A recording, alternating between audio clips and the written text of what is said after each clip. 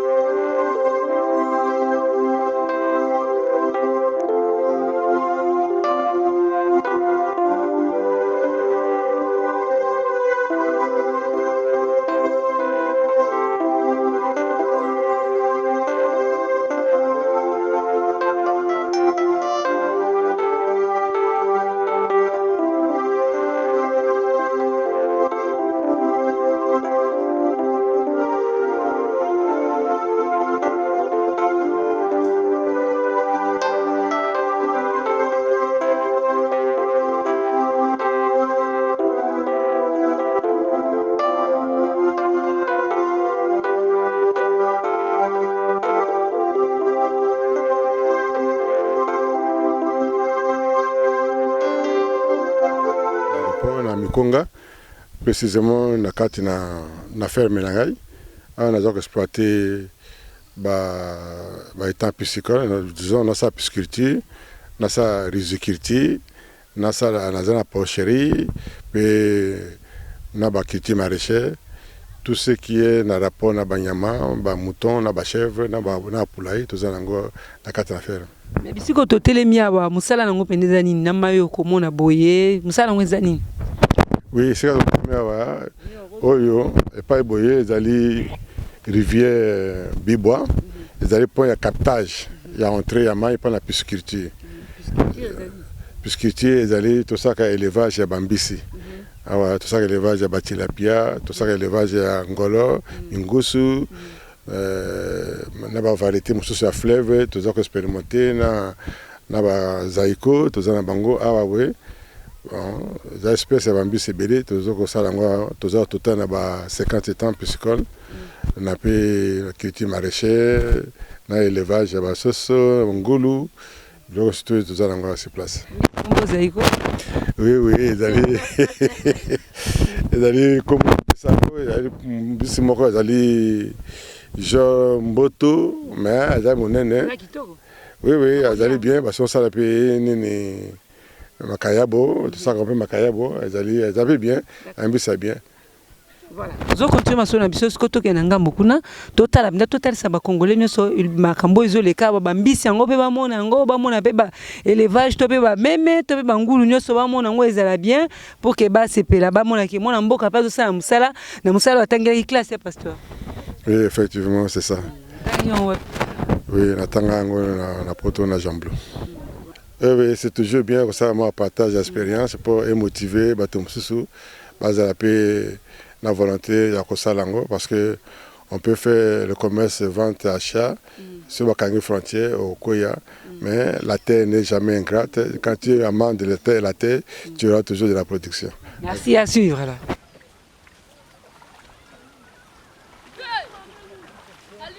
Pasteur, tous les gens qui ferme de tout le pays, les Congolais, les biso, tous ça pour le développement du Congo, beaucoup de bambisi, les gens qui bambisi, vous appelez l'élevage. Bon, en fait, énumérer biso, ça nous ça exactement à la ferme. Oui, comme la route de Sabino, Nous exploité pisciculture, à 50 ans piscicole. Et puis, à part la pisciculture, tout ça peut riziculture, tout le monde appelle l'os. Ça veut dire que les arbres irrigués. Ça a 3 mois, bon, tout ça récolte. Ça veut dire que dans ces métiers, 3 mois au Bukiango, ça veut dire que par an, on peut produire 3 fois. Vous savez, l'agriculture à travers le monde, il faut toujours un peu subventionner. Mais quand on fait avec les moyens propres, c'est un peu difficile. Le riz est très bon, le lait il est parfumé, il est très bon. Il faut seulement tant que l'ambango tchama imingité parce que c'est déjà bio ou mingité. Mais c'est un riz qui est très bon.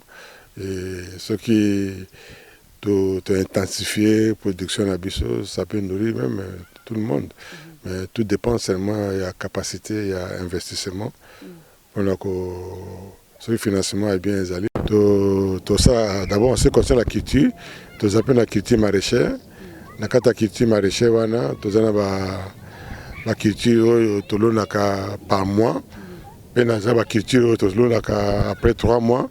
Par exemple, pilipili, aubergine, babilokwana, et ça après 3 mois, tout le tomates.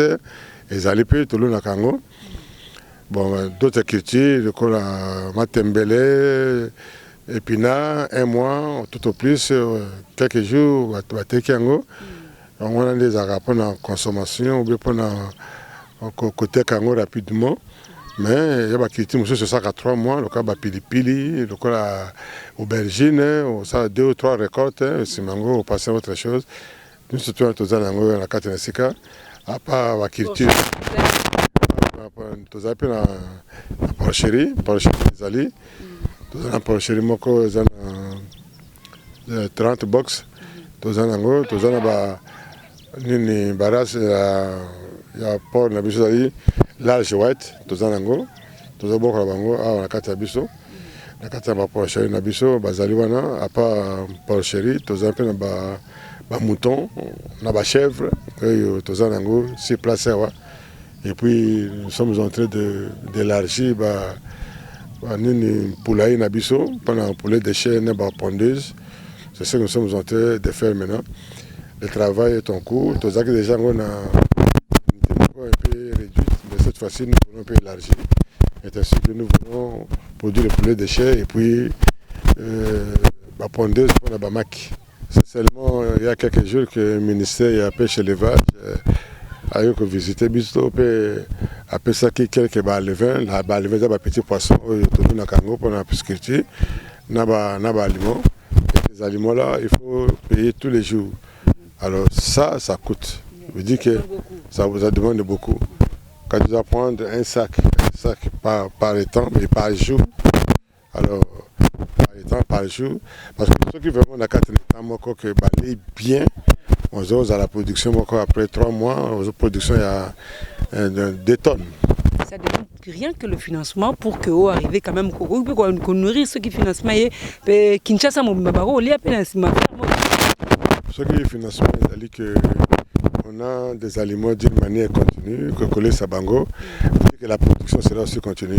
Vous dire que ce qui est financement, c'est que réellement que 50 ans, toujours nourrir Bango chaque jour, ce qui fait qu'on aura un point de production qui sera chaque jour. Les gens passeront ici pour acheter du poisson bio sans problème. Alors, tout c'est question d'argent seulement, c'est question de financement. On se bat tant mieux que mal. Bon, vous savez, pour avoir le financement, ça demande beaucoup d'acrobatie, beaucoup de paramètres. C'est ça, c'est quoi.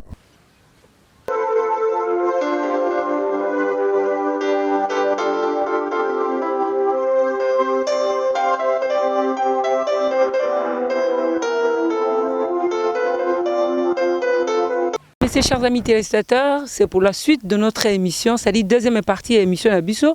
Info montre toujours qu'il y a un intérêt pour nos informations. Tout un pasteur, docteur, agronome, le lotobax agronome, parce que Adam Mboka, Adam visionnaire, Adam Sapé Moussala pour développer Mboka Nabiso. Partenaire Singobele, il y a ça nous solo oyo émission oyo Top Info Monde qu'enregistrons à partir ferme. Tous la musique précisément wapi na quoi on peut te mais na kati ya ferme na yo. Oko expliquer biso rapidement tozali wapi pe musala ni yo sala na place au totelemi. Oui, effectivement, merci. Tozali na 5 minutes à l'aéroport na Mikonga. Précisément na kati na ferme na ngai. On a donc exploité étant piscicole, disons, on a sa pisciculture, on a sa riziculture, on a sa porcherie, puis on a sa culture maraîchère, tout ce qui est dans rapport à banyama, mouton, na chèvre, na poulailler, tout ça na carte d'affaires. Mais si vous avez télémi awa, musala nango pendezani na mayo komo na boye, musala nango ezani. Oui, c'est ça télémi awa. Oyo, et pas boye, ezali rivière Bibois, ils allaient pour un captage, il y a entrée, il y a maille pour la pisciculture. Pisciculture, ils allaient tout ça qu'à élevage à Bambisi. Tout ça qu'élevage à Batilapia, tout ça qu'élevage à Ngolo, Ngusu, na ba variété mususu ya fleuve, tout ça qu'expérimenté na zaiko, tout ça na bango awawe. Les espèces à Bambisi belé, tout ça que ça lango, tout ça tout na ba 50 ans piscicole. On a fait la culture maraîchère, l'élevage à Bassoso, Ngulu, donc tout ça dans ces places. Oui, ils allaient comme ça, ils allaient genre Mboto, mais ils allaient mon nene.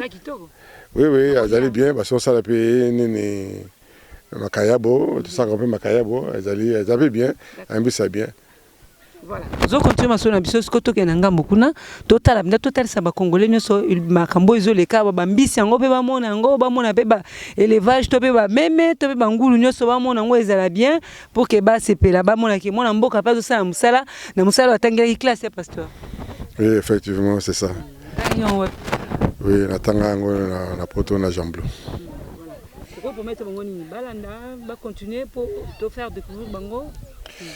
Oui, c'est toujours bien que ça, moi, partage l'expérience pour motiver Batum Soussou, la volonté de Salango, parce qu'on peut faire le commerce, vente, achat sur la frontière au Koya, mais la terre n'est jamais ingrate. Quand tu amandes de la terre, tu auras toujours de la production. Merci à suivre là.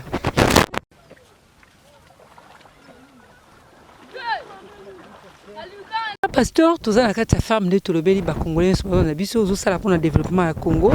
Ozo beaucoup la bambisi, ezaka bambisité, vous appelez l'élevage. Bon en fait, énumérer biso musala nous sala exactement à la ferme. Oui, comme la hauteur de Sabino, nous avons exploité pisciculture, on a 50 ans piscicole. Et puis à part pisciculture, tout ça peut riziculture, on appelle ça, ça veut dire que les abari irrigués. Ça a 3 mois, bon, tout ça récolte. On dit que dans ces métiers 3 mois au Bukiango, on dit que par an on peut produire 3 fois.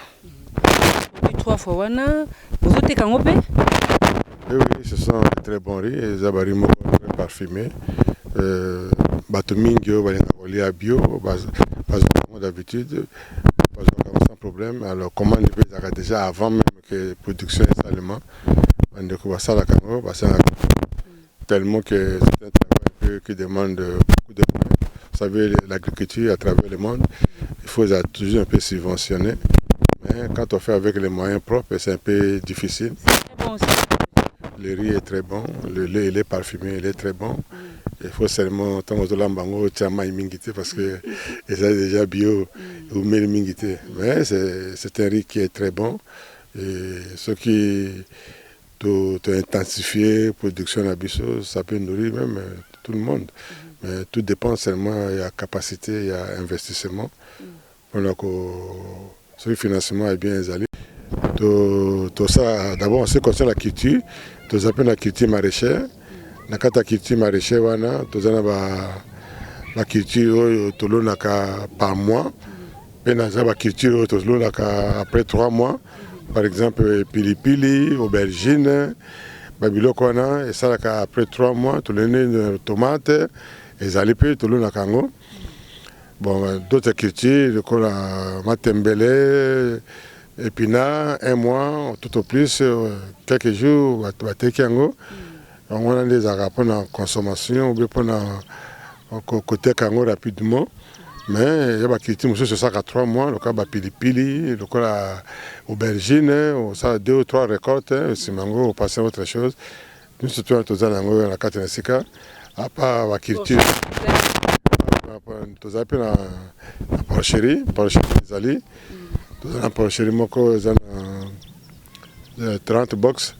Nous avons une barrage, il y a port de la large white, nous avons beaucoup de bango, la carte Abisso.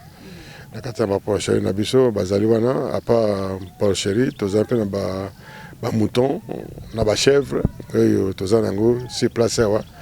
Et puis nous sommes en train d'élargir une poulaille Nabisso, pendant un poulet de chair, une pondeuse. C'est ce que nous sommes en train de faire maintenant.